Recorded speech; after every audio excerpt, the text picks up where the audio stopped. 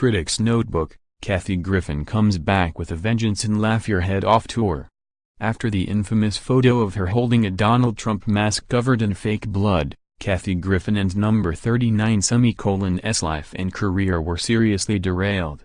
She lost lucrative television gigs and endorsement deals, received numerous death threats and was harassed by a federal government that decided that the best use of its law enforcement resources was making sure that the host of My Life on the D-list wasn't a terrorist.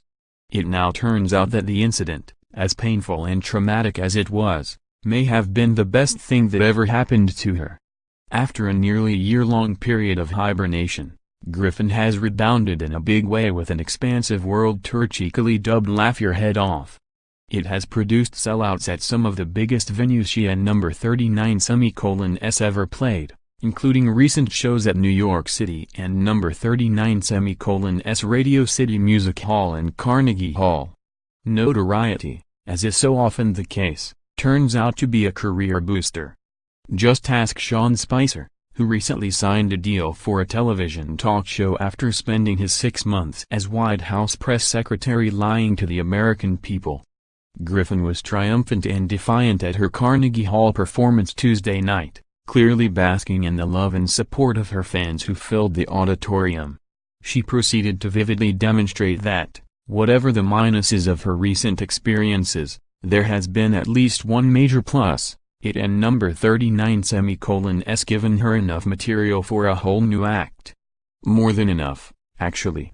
While some of the earlier shows on her tour lasted a mind-boggling 3.5 hours, she was restricted to a mere 2.5 at Carnegie due to the venue and number 39's strict curfew. You could sense her frustration at having to leave some things out.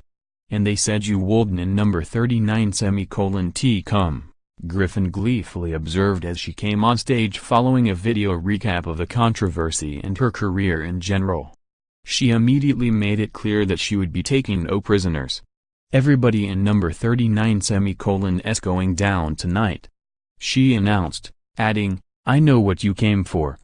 Everyone wants all the gory details." Griffin has scores to settle and she wasted no time doing it. Among her targets was Andy Cohen, a piece of shit, and Jeff Zucker, he and number 39's not that smart, as well as Anderson Cooper, whom she lambasted for betraying her with his tweet denouncing the photo. She angrily decried several former agents and publicists whom she took pains to mention by name. She revealed that the last time she hosted CNN and number 39's New Year and number 39's Eve coverage, she was told by Zucker that she could only do one Trump joke per hour. And that years earlier, when she asked him for a raise, he was so resentful that he instead docked her pay by 30%. Relating the story of the infamous photo, Griffin explained, not too convincingly, that it was inspired by Trump and number 39's infamous comment about Megyn Kelly that there was blood coming out of her eyes, blood coming out of her whatever. She said she had no idea that the picture would cause such a firestorm, first learning about it from Rosie O and number 39's Donnell, who called urging her to take it down. That picture is completely covered by the First Amendment, by the way. Griffin told the audience who erupted in cheers. You know how they say there in number 39's no such thing as bad publicity? Griffin asked. Actually, there is. There were times during the comedian and number 39's lengthy recounting of the devastating aftermath of her stunt that she got bogged down in details.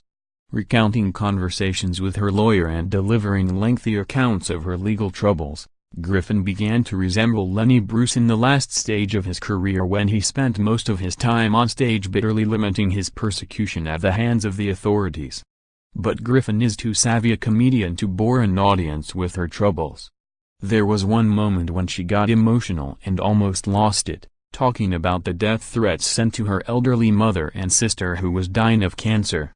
But for the most part she was her usual energetic and very funny self, mining her bizarre predicament for sharp observational humor that made the lengthy evening whiz by. She also took pains to pay tribute to several show business figures who offered support, including Jim Carrey, whom she knew only casually. When she broke down in tears during their phone conversation, he bucked her up by pointing out, "Today, you and number 39 re the most famous comedian in the world. Figure out a way to make this funny and go tell this story." It and number 39's advice that Griffin has clearly taken to heart.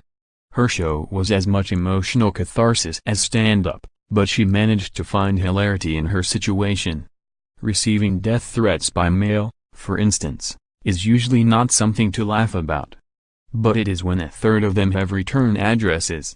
And her show closing description of her meeting with federal agents in which she volunteered the information that she owned a very long sword is priceless. Much like Richard Pryor, who became a truly great comedian when he mined his own deeply troubled life for material, Griffin has stepped up her game. In her current show she still resorts to her long-standing obsession with celebrities, delivering rambling, less than hilarious anecdotes about such figures as Stevie Nicks and her neighbors Kanye West and Kim Kardashian. But she now displays some gravitas along with her snark. Becoming an unlikely figurehead of the resistance seems to be a role that suits her.